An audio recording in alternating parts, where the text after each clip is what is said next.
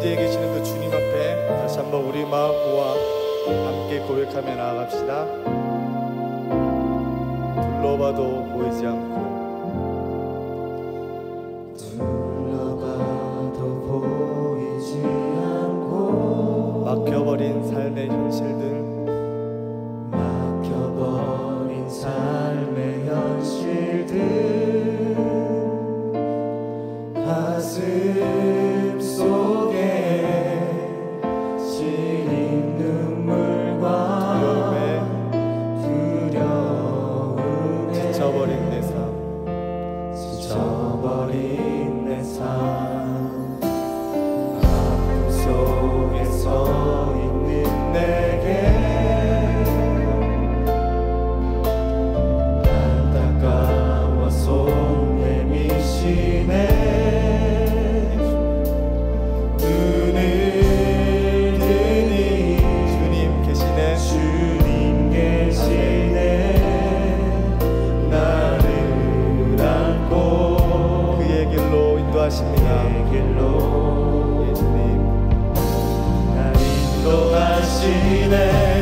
지금 이 자리에서 주를 바라보며, 지금 이 자리에서 주가 영광 받으시도록 주께 승복하리라, 주께 나가리라. 지금 이 자리에서 살아내리라. 다시 한 번 더. 둘러봐도 보이지 않고, 둘러봐도 보이지 않고, 막혀버린 삶의 현실들, 가슴 속에 시린 눈물과 두려움에 지쳐버린 내 삶, 그렇지만 어둠 속에 서 있는 내게, 어둠 속에 서 있는 내게 안타까워 손 내미시네. 눈을 드니 주님 계시네. 눈을 드니 주님 계시네. 나를 안고 주의 길로 날 인도하시네. 지금 이 자리에서 주를 바라보며, 지금 이 자리에서 주가 영광 받으시도록 주께 승복하리라, 주께 나가리라.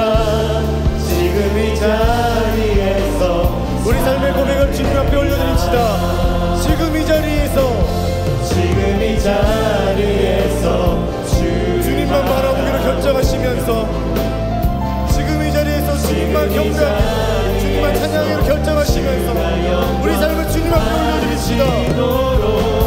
주께 승복하리라, 주께 나가리라. 지금 이 자리에서 다시 한번 우리의 목소리 높여, 지금 이 자리에서, 지금 이 자리에서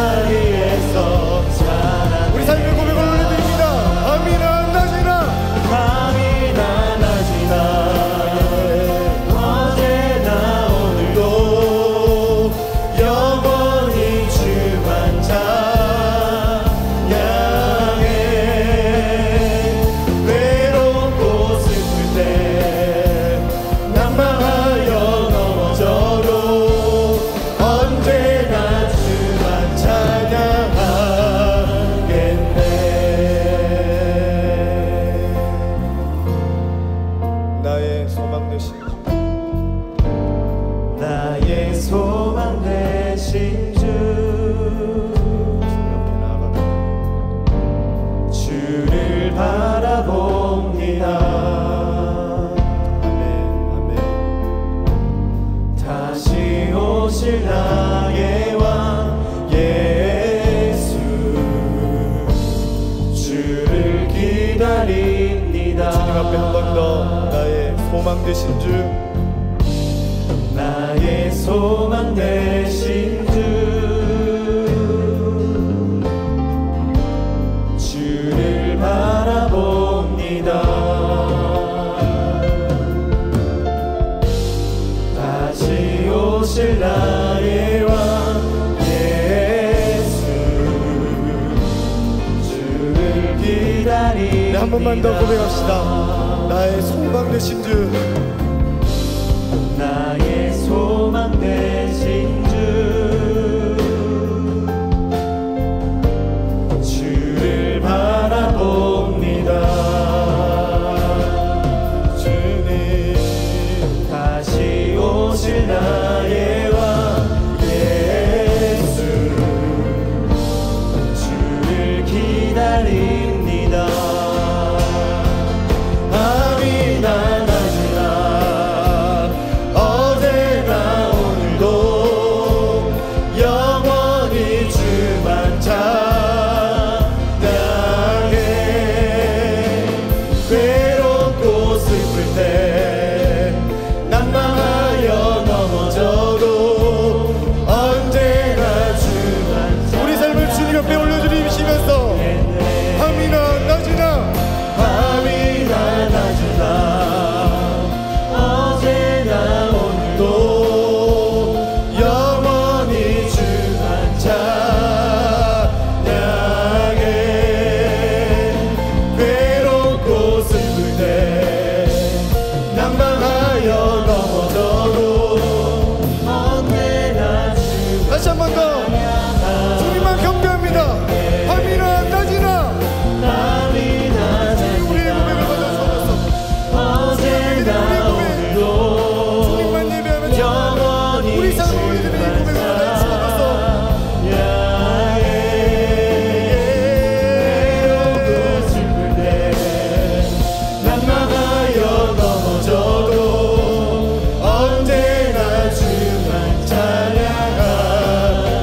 그렇습니다. 이 시간 함께 기도합시다. 하나님, 주님만 예배하는 삶 살게 하여 주옵소서. 할렐루야. 주의 이름을 찬양합니다. 선포된 말씀이 여러분 각 사람에게 꼭 필요한 은혜가 될 줄로 믿습니다. 오늘 말씀의 제목은 하나님께로부터 난 사람이라는 제목입니다. 한번 옆 사람과 인사하시죠. 당신은 하나님께로부터 난 사람입니다. 하나님께로부터 난 사람입니다. 그렇습니다. 주전 4세기경에 그리스의 이 철학가 중에서 디오게네스가 있습니다. 디오게네스는 누더기 집에서 살면서 거지 행색을 하면서 철학하는 사람이지만 황제도 존중하고 두려워할 만큼 영향력 있는 사람이었죠. 근데 이 디오게네스가 어느 날 굉장한 부잣집에 초청을 받았어요. 들어가는데 정원에 정말 기괴하고 아름다운 꽃들이 만발해 있고, 집을 들어가는데 온갖 보석으로 너무 아름답게 치장이 돼 있었고 너무 깨끗했어요. 그런데 이 부자가 계속 자기 자랑을 하고 이 물건 자랑하고 여러 가지 이야기를 하면서 디오게네스에게 단 1분도 이야기할 시간을 안 주는 거예요. 철학자를 초청해 놓고 자기 혼자 떠드는 거예요. 디오게네스가요, 갑자기 가래를 그 사람 얼굴에다 침으로 뱉어버렸어요. 이 주인이 너무 황당해갖고 왜 이러시는 거냐고, 무슨 일이냐고. 그때 디오게네스가 이런 이야기를 하는 거예요. 들어오면서 보니까 너무 정원이 아름답고 집에 곳곳이 정말 깨끗하고 귀하고 보석 같은데, 자기가 가래를 뱉으려고 쓰레기통을 찾는데 교만하고 위선이 가득한 당신의 얼굴밖에는 쓰레기통이 없더라고. 그래서 거기다 뱉었노라고 이야기를 하더래요.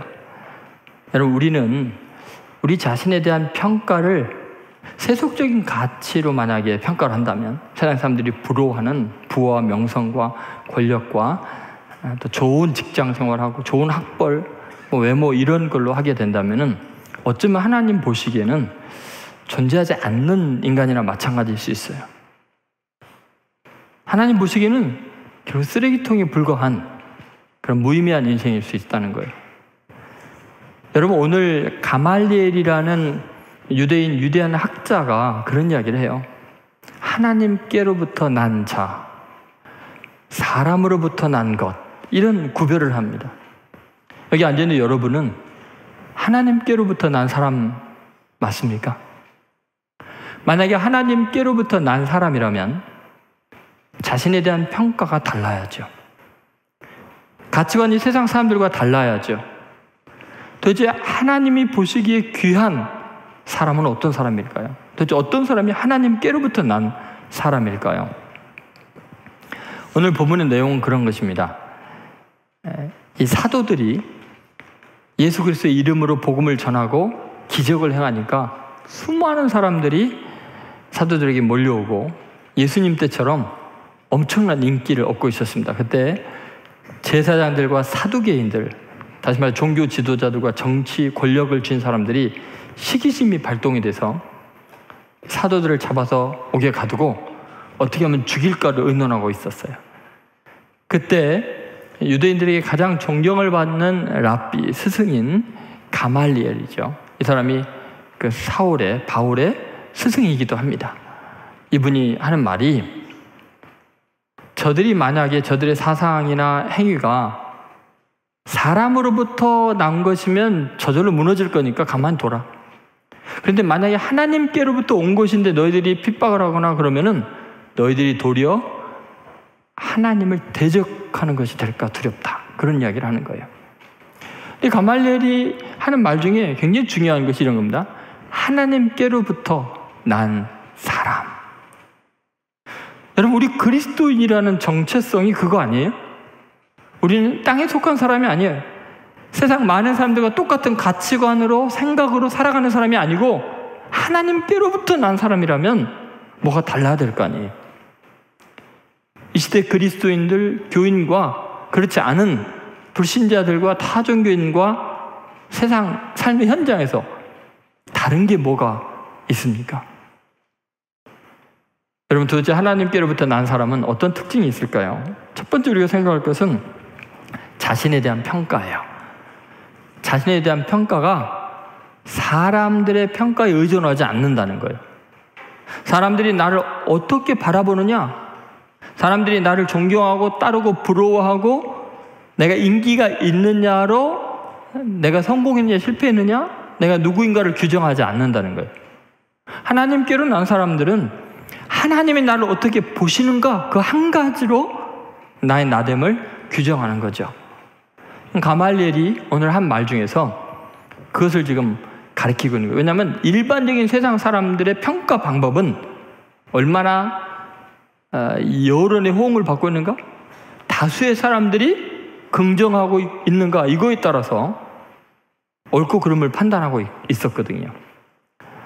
그것의 허상을 보여주는 것 가말리엘의 말이죠. 35절, 36절, 37절 한번 보도록 하겠습니다. 자, 같이 읽겠습니다. 시작.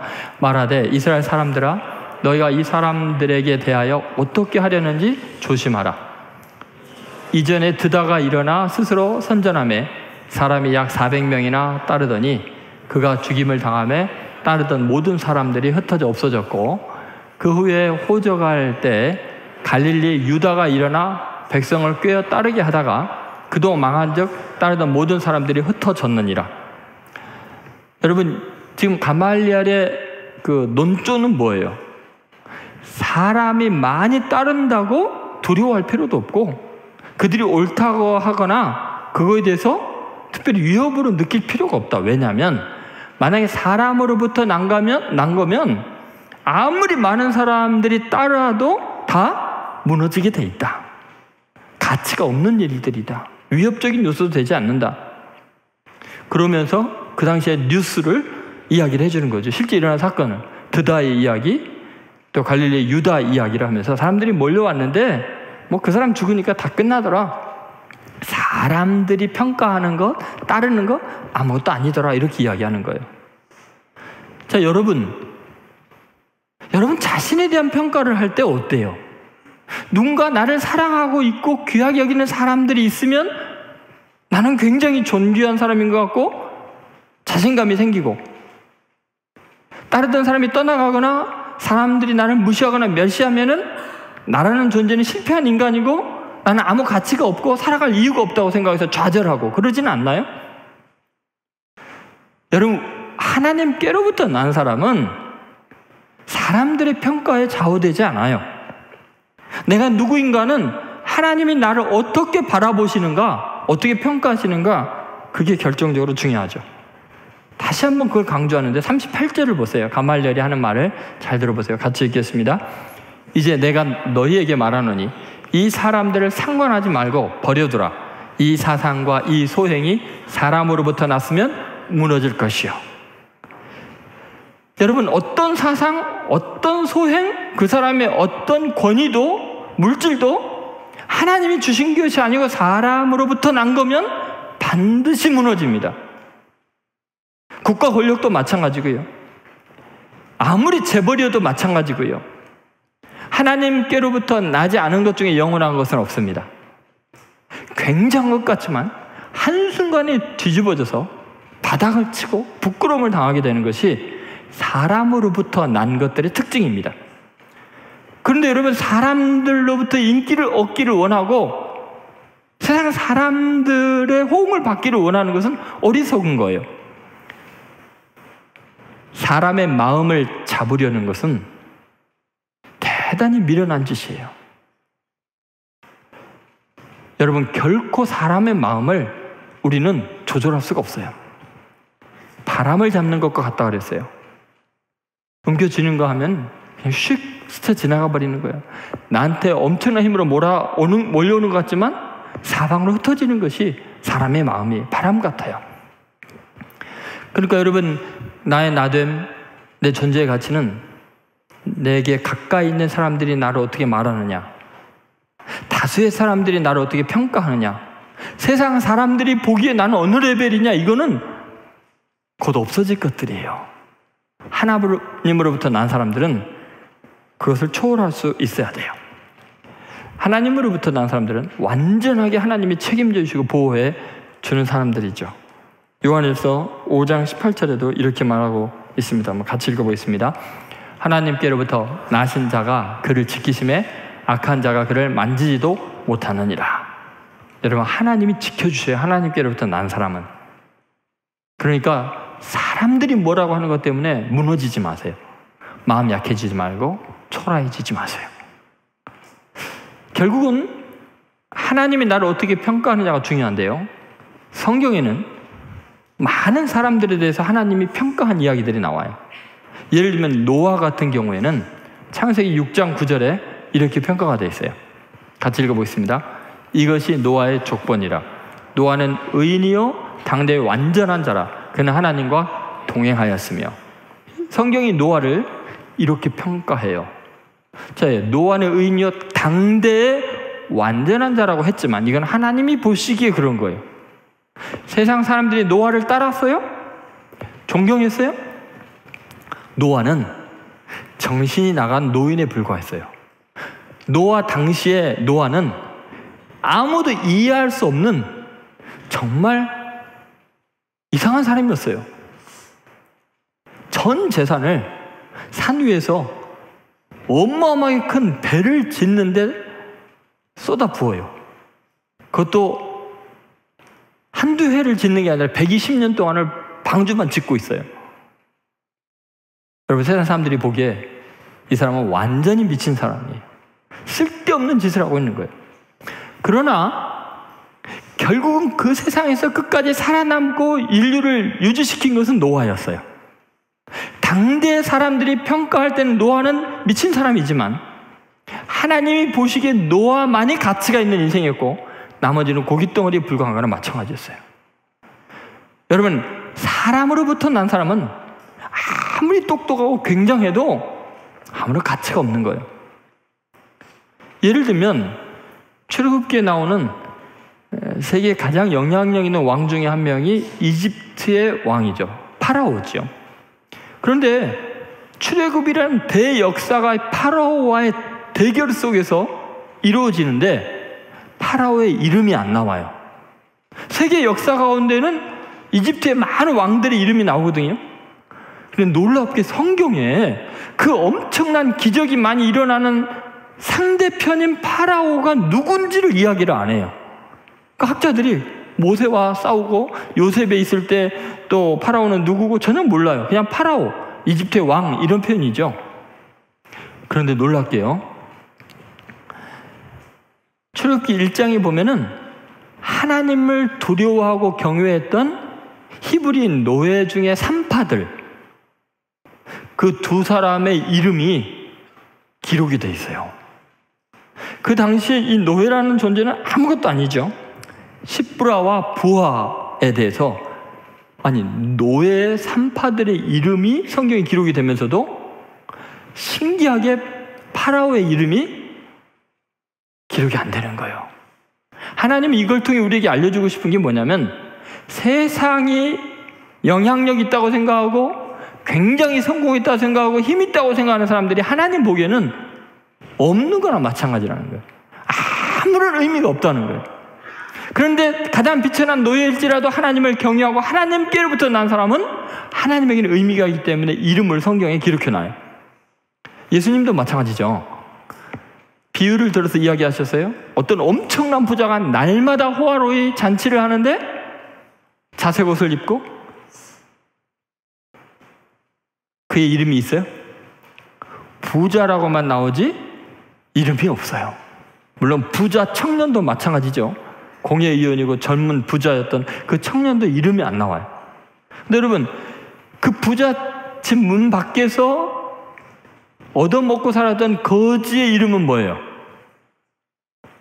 이름이 뭐죠? 그 유명한 이름 몰라요? 나사로. 여러분, 거지의 이름이 나와요. 왜냐하면 그는 하나님께 의미 있는 존재이기 때문에, 하나님 나라에 영원히 살 존재이기 때문에 그래요. 여러분, 정말 하나님께로부터 난 사람의 중요한 것이 뭐냐면 사람들의 평가가 아니라니까요. 세상 사람들이 나를 어떻게 보느냐, 세상 기준에 나는 어느 정도 레벨이냐가 중요한 게 아니라는 거예요. 모든 사람이 다 칭송을 해도 하나님께로부터 나지 않았으면, 그것이 사람으로부터 난 거라면 사상과 가치가, 행위가 다 무의미해진다고 분명히 이야기하고 있잖아요. 그래서 여러분, 정말 중요한 게 뭔가 한번 생각해 보세요. 미국의 남북 전쟁이 일어나기 몇 해 전이었어요. 오하이오주에 엄청난 거부가 있었는데 한 소년이 배가 고프고 굶주려 있어서 거기에 가서 동냥을 좀 하려고 그랬어요. 그런데 그 일손이 많이 부족하니까 마치 그 주인이 자비를 베풀어서 그럼 너 일꾼으로 좀 일해라, 먹고 살게 해주겠다. 3년 동안 이 아이가 열심히 일했어요. 근데 주인이 보니까 열심히 일을 하는데 자기 딸하고 사귀고 있는 거예요. 아니, 거지를 데려다가 먹고 살게 해줬더니 자기 재산을 다 이게 탐내고 있는 거 아니야?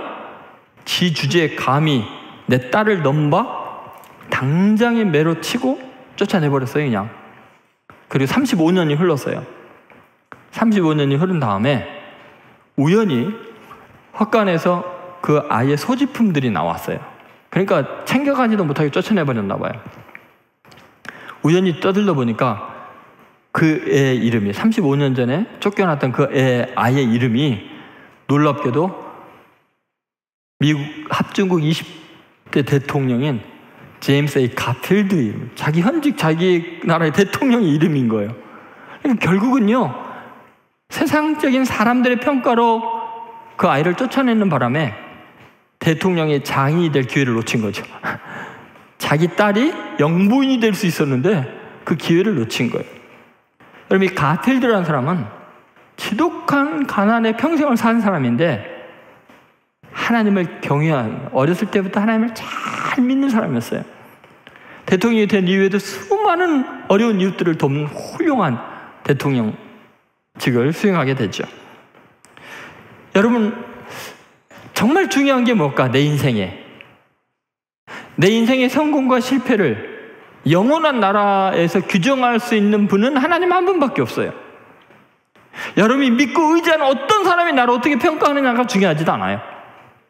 대다수의 사람들이 나를 따르느냐 버리느냐 조롱하느냐도 중요하지 않아요. 하나님 그분이 나를 어떻게 평가하느냐가 결국 나의 나됨을 결정하게 됐고 나의 가치를 궁극적으로 이루게 될 거예요. 가말리엘이 분명히 말했잖아요. 사람에게서 난 것이면 그 사상과 행위가 다 무너진다고 했어요. 저는 믿습니까? 그러나 하나님께로부터 난 사람은 결코 무너뜨릴 수 없다고 이야기를 해요. 여러분의 존재의 가치를 하나님이 인정하는 곳에서 찾기를 바라요. 절대로 여러분 하나님께로부터 난 사람은요 세상 평가 때문에 좌절하지 않는 거예요. 사람 때문에 시험에 들지 않는 거예요.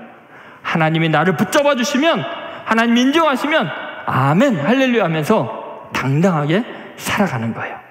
여러분 꼭 그렇게 승리하는 여러분 되시기를 주의 이름으로 소원합니다.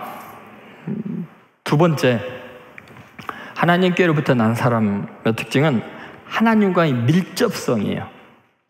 놀랍게 세상이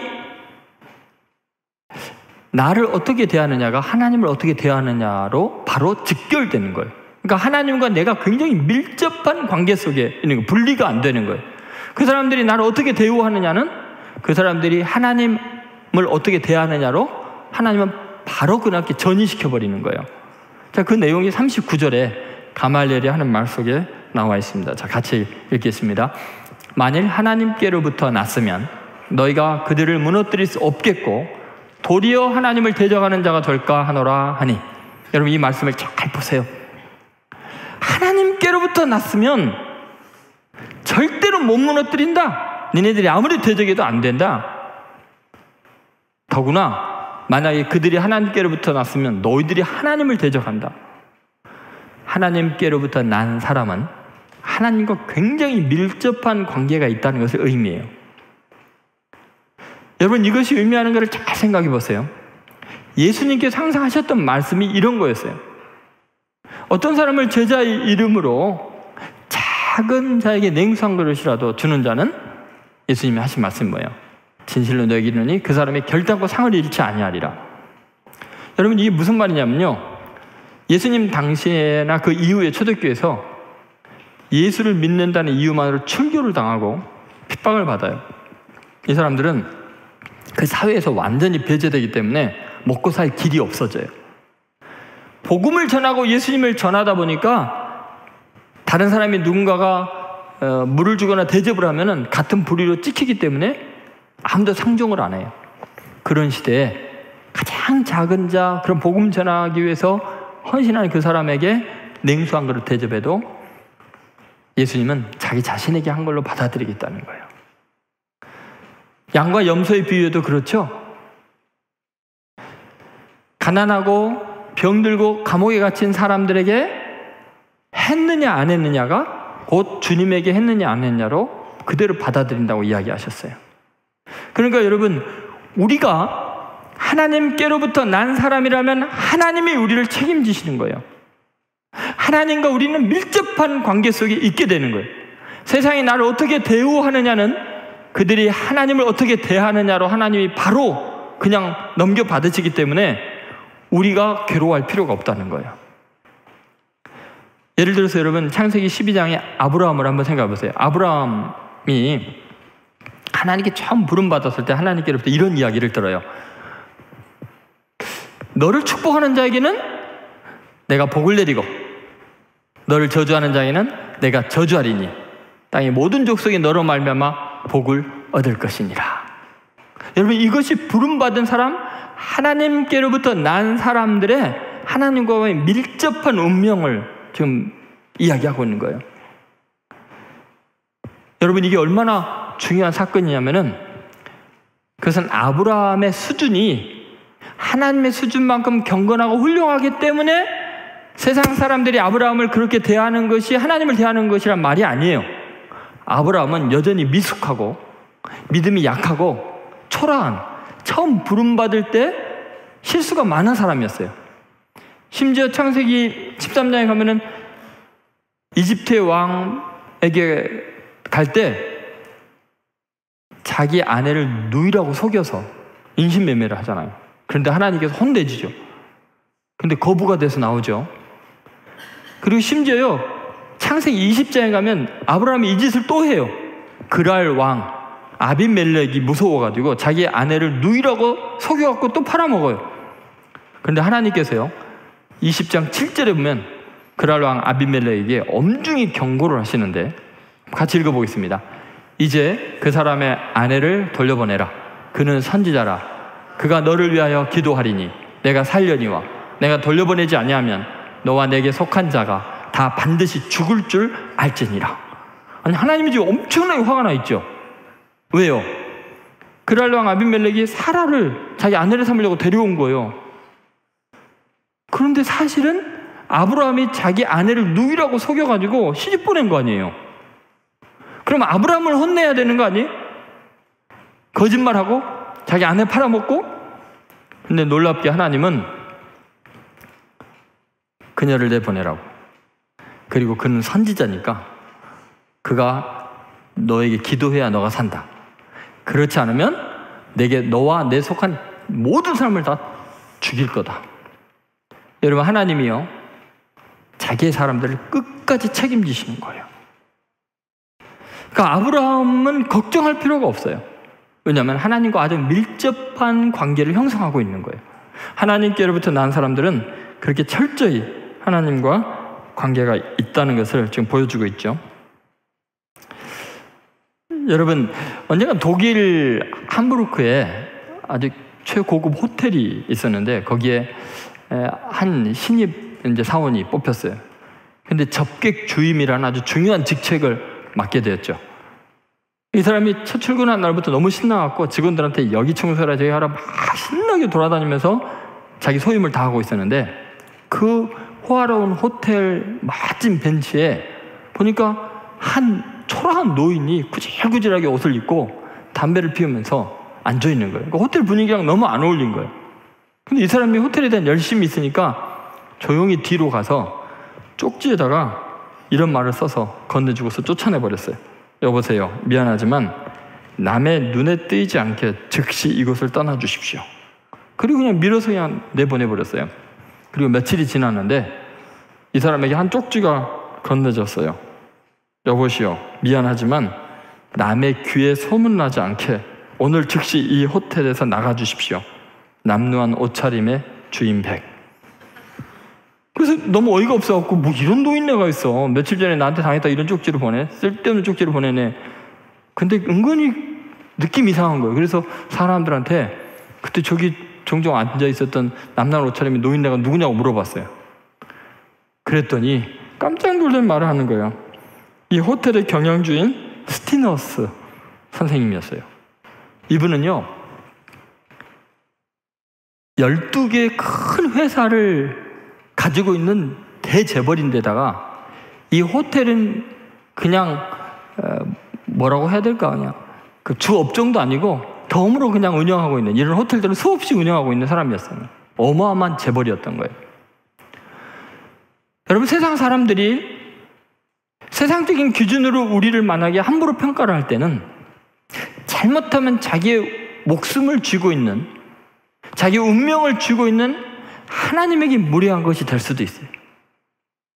지금 내 인생을 이 땅에 살게 하고 나를 성공하고 실패하고를 결정할 그분을 무례하게 대하는 것이 곧 우리 그리스도인들을 함부로 대하는 것일 수 있어요. 그래서 예수님께서 뭐라 그러냐면, 너희 중에 지극히 작은 자에게 한 것이 곧 나에게 한 것이다라고 분명히 주님이 말씀하셨어요. 그러므로 여러분, 우리 자신이 세상 사람들이 생각하는 것만큼 호락호락한 존재가 아니라는 걸 잊지 않아야 돼요. 오히려 걱정을 해줘야 돼요. 누군가가 나에게 무례하게 하고 못되게 굴면 저 어쩌려고 저럴까? 하나님 좀만 참으세요. 아직 철이 없어서 그래야 돼요. 왜냐하면 하나님이 무슨 일을 저질지 몰라요. 그러나 아비멜렉이 그랬잖아요. 다 죽여버린다고 하니까 하나님 좀 참으셔야 해야 돼요. 여러분, 우리는 세상에서 그리스도인으로 살면서 멸시와 천대를 받지만, 그래서 원수를 위해서 기도하고 축복하라고 말씀하시는 거예요. 그렇지 않으면 하나님이 가만두지 않을 테니까. 우리를 저주하는 사람은 저주를 받고 우리에게 복을 비는 사람은 복을 받게 돼 있어요. 그것은 하나님이 우리와 당신 자신을 동일시 여길 정도로 귀한 존재들이에요. 하나님께로부터 난 사람들은 그래서 하나님과 동일한 운명선상에 있다는 것을 잊지 않아야 돼요. 이 가말리엘이 보여준 말이 그거예요. 절대로 하나님께로부터 난 사람을 무너뜨릴 수도 없고 너희들이 도리어 하나님을 대적하는 자가 될까 하노라. 오늘부터 여러분 당당하세요. 직장에 가서 누가 여러분을 막 괴롭히면은 그분을 위해서 기도 많이 해줘야 돼요. 큰일 났다. 어쩌려고 저럴까. 그리고 여러분 당당하세요. 내 운명은 하나님의 운명과 결탁되어 있다. 그렇게 주의 이름으로 확신 가운데 당당하게 자신감으로 승리하는 여러분 되시기를 주의 이름으로 소원합니다. 세 번째, 하나님으로부터 난 사람의 특징은 기쁨의 근원에 대한 차이예요. 놀랍게도 하나님을 위한 고난을 기뻐하게 됩니다. 한번 옆 사람하고 이야기해 보세요. 하나님 때문에 기뻐합시다. 여러분, 오늘 본문에 하나님께로부터 난 이 사람들의 특징이 나오는데 놀랍게도 기뻐하는 이유가 너무너무나 독특합니다. 40절에서 42절 같이 읽겠습니다. 그들이 옳게 여겨 사도들을 불러들여 채찍질하며 예수의 이름으로 말하는 것을 금하고 놓으니 사도들은 그 이름을 위하여 능욕받는 일에 합당한 자로 여기심을 기뻐하면서 공회 앞을 떠나니라. 그들이 날마다 성전에 있든지 집에 있든지 예수는 그리스도라고 가르치기와 전도하기를 그치지 아니하니라. 여러분, 오늘 본문에 나오는 이 하나님께로부터 난 사람들의 기쁨의 이유가 뭐예요? 왜 기뻐한다고요? 지금 채찍질에 맞고 예수의 이름 입도 못 벌리게 하는데 왜 이들은 기뻐하고 있어요? 놀랍게도 그들이 하는 말은 뭐예요? 그 이름을 위하여 능욕받는 일에 합당한 자로 하나님께 역임을 받았다는 것 때문에 기뻐하는 거예요. 여러분, 이게 무슨 기쁨이에요? 남한테 채찍에 맞고 능욕을 받으면서 기뻐하는 이유가 뭐예요? 하나님의 이름을 위해서 내가 이런 핍박을 받을 수 있는 자격이 있다고 인정받은 것이 기쁘다는 거예요. 이것이 하나님께로부터 난 사람들의 기쁨의 특징이에요. 나를 사랑하시는 분, 나를 위해서 십자가의 고난을 지신 그분을 위해서 나도 고난을 받을 수 있다면 이것처럼 영광스러운 일이 없다는 거예요. 사실 이 초기 그리스도인들은 예수님이 자기들 같은 배신자들, 죄인들을 구원하기 위해서 채찍에 온 살점이 떨어져 나가고 가신 멜류관을 쓰고 십자가에 못 박혀서 피를 철철 흘리고 그 고난 가운데서도 자기들의 죄를 용서해 줬던, 그리고 자기들을 구원해서 하나님의 자녀로 삼아주신 놀라운 은혜를 경험한 사람들이에요. 이 사랑을 갚을 길이 없는 사람들이에요. 이들의 평생의 소원이 있다면 나를 위해 고난당한 그 주님을 위해서 조금이라도 나도 그 고난에 동참하는 거예요. 그 사랑에 보답하는 거예요. 아니, 나도 하나님을 이렇게 사랑한다고 고백하고 싶은 거예요.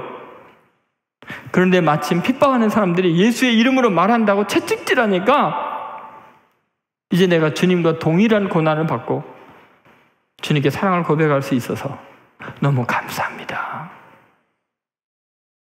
주님이 고난당하면서도 끝까지 사랑한 것처럼 끝까지 예수의 복음을 전하고 사랑할 수 있어서 감사합니다. 여러분, 하나님께로부터 난 사람들의 기쁨은 하나님이 주신 사명을 감당하면서 고난받을 때 가장 기쁜 거예요. 여러분, 복음 때문에 고난당해보지 않은 사람은 이 기쁨이 뭔지 몰라요. 지금 제가 설교하는 이 내용이 뭔지를 몰라요. 지금 미쳤구나 이렇게 생각할지 몰라요. 여러분, 만약에 직장에서 성수주의를 하기 위해서 정말 왜 상사들에게 혼이 나면서까지 성수주의를 하고, 그리고 정말 복음으로 살기 위해서, 말씀대로 살기 위해서 사람들에게 조롱을 받고 멸시를 당할지라도 성경에 기록된 말씀대로 순종하기 위해서 세상 사람들에게 멸시천대를 받는 경험이 있는 사람은 이 기쁨이 뭔 줄 알아요. 세상 사람들은 경험해 볼 수 없는 놀라운 하나님과 연합하는, 하나님께 사랑받는 기쁨이 있어요. 여러분, 그런 경험이 있어요? 오늘 비가 안 왔길래 망정인지 비가 왔으면 또 얼마나 많이 안 왔을 뻔했어요. 작은 가랑비에도 다 떠내려가는 신앙을. 웃는 이유가 뭐예요? 지난주엔가 비 올 때 안 왔군요. 지난주에. 여러분, 그리스도인의 기쁨은 세상의 기쁨과 달라야 돼요. 자, 지난 몇 주간 여러분이 막 파한대설하고 기뻤던 일은 뭐 때문이었어요? 너무 행복했던 이유는 뭐예요? 뻔하죠, 뭐. 사랑하는 애인이 선물 좋은 거 줬다. 아빠가 용돈 올려줬다.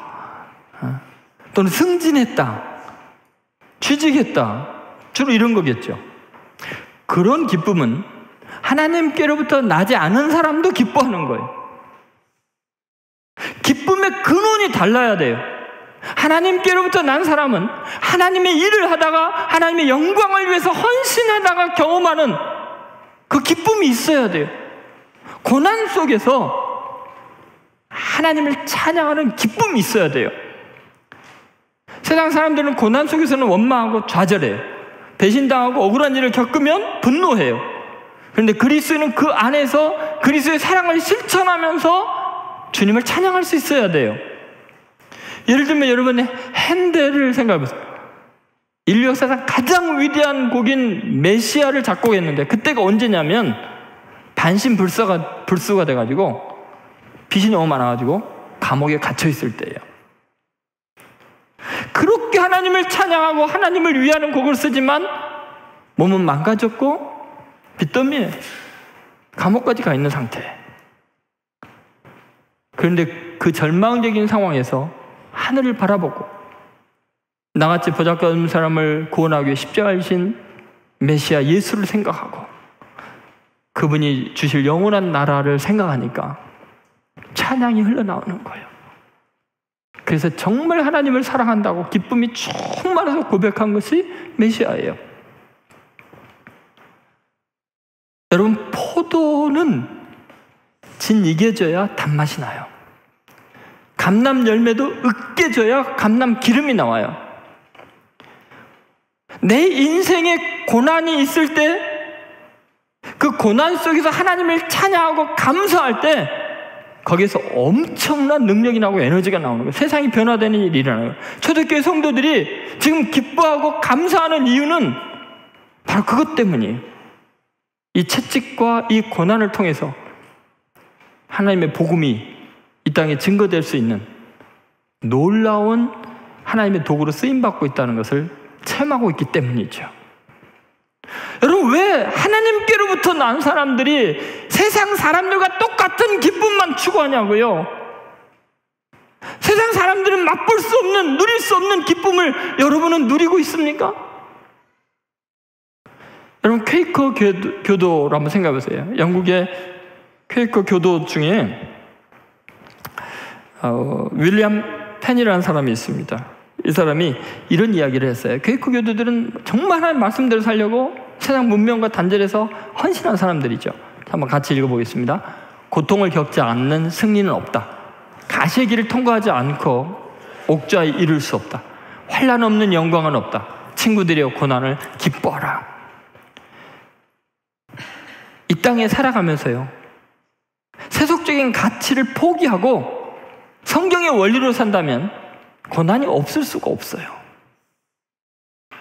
참아야 되고 용서해야 되고 축복해야 되니까 멸시와 조롱을 받는데, 그런데 여러분, 그 모든 환난과 고난이 반드시 영광이 되는 거예요. 기쁨이 되는 거예요. 예수님이 십자가를 앞에 두고 인자가 영광을 받을 때가 왔도다라고 말씀하셨어요. 여러분 믿습니까? 지금 여러분이 어떤 시련을 여러분 나름대로 겪고 있는 그것이 그리스도의 복음과 연결이 되면 말씀대로 반응하고 십자가대로 여러분이 순종하고 그렇게 용서하고 사랑하고 이해하면 여러분은 거기에서 기쁨을 맛보게 될 거예요. 하나님의 구원의 역사를 이루게 될 거예요. 여러분, 정말 중요한 것이 뭔가를 생각해 보세요. 하나님께로부터 난 사람들은 세상 사람들과 다른 차원의 기쁨이 있고 성공이 있고 행복이 있는 거예요. 그것은 세상 사람들은 볼 수도 없고 상상할 수도 없는 놀라운 은혜의 세계예요. 그리고 그게 진짜죠. 예를 들면 1981년도에 미국 노예 중에서 가장 장수한 사람이 죽어요. 찰스 스미스라는 흑인 노예인데 130살에 숨을 거뒀죠. 이 사람은 태어날 때부터 노예로 태어나가지고 계속 팔려다녔어요. 엄청나게 매질을 당하고 고문을 당하고 모욕을 당하면서 죽을 고비를 수없이 넘겼어요. 그의 온몸은 상처투성이 있어요. 칼자국에, 채찍질 자국에, 매질 자국에. 130년의 삶이 일반 사람들이 보기에 지옥 같은 삶이었어요. 오래 산 것이 저주같이 느껴지는 고난의 세월이었어요. 그가 숨을 거두기 직전에 스티븐슨 목사님이라고 그의 담당 목사님이 임종을 지켜보게 돼요. 그는 크리스찬으로서 마지막 숨을 거두면서 이렇게 기도하면서 죽었다 그래요. 하나님, 흑인 노예로 태어난 것 감사합니다. 매 맞고 굶주리고 모욕당한 것도 감사합니다. 고통스러운 공동생활도 감사합니다. 130년 그 오랜 기간 언제나 내 곁에 계셔주신 하나님 감사합니다. 그렇게 숨을 거뒀대요. 어떻게 감사가 나와요? 여러분, 분명히 세상 사람들이 보기에는 밑바닥 인생이고 차라리 태어나지 않은 것이 나을 뻔한 인생이지만 그는 그 고난의 세월 속에서 하나님이 주시는 남모르는 기쁨을 누리고 있는 거예요. 그는 눈물 속에서도 주님을 향한 찬양이 있었던 거예요. 세상에 소망이 없기 때문에 영원한 하나님의 나라를 꿈꾸었어요. 세상 사람들이 멸시천대했기 때문에 하나님의 위로를 남달리 받을 수 있었어요. 이 땅의 것이 다가 아니고 하늘의 것이 그의 것이었어요. 세상 사람들이 멸시를 받지만 하나님 품 안에서는 존귀한 하나님의 아들이었어요. 그는 하나님께로부터 난 사람이에요.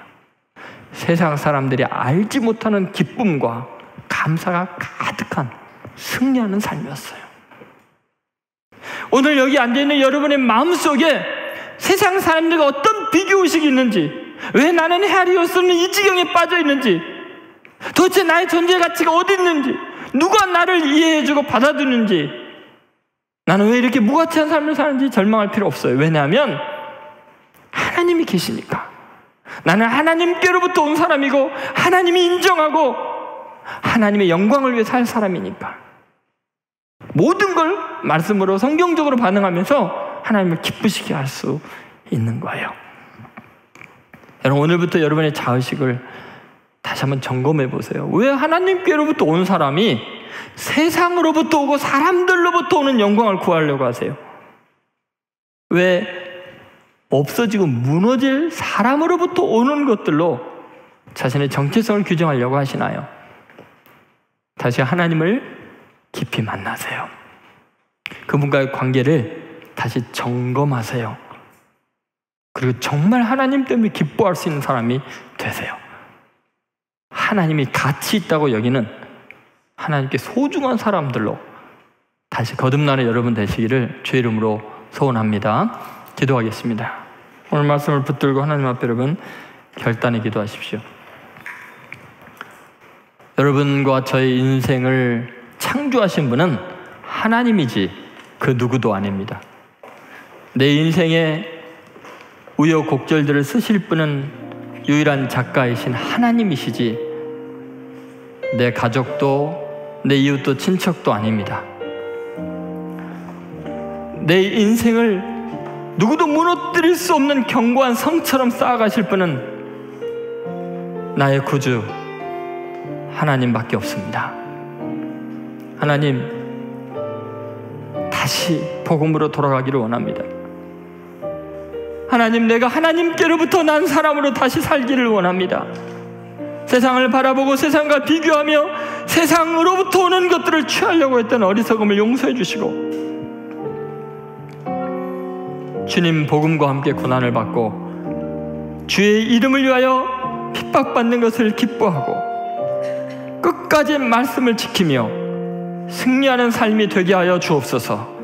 지금은 우리 주 예수 그리스도의 은혜와 하나님 아버지의 사랑과 성령의 감동하심이 일평생 하나님께로부터 난 자로서의 정체성을 회복하고 오직 복음과 함께 고난을 받으며 하나님의 영광을 이 땅 가운데 드러내기를 소망하는 하나님의 아들, 딸들 머리 위에 한국 교회와 이민족 위에 지금으로부터 영원히 함께 하시기를 간절히 축원하옵나이다. 아멘.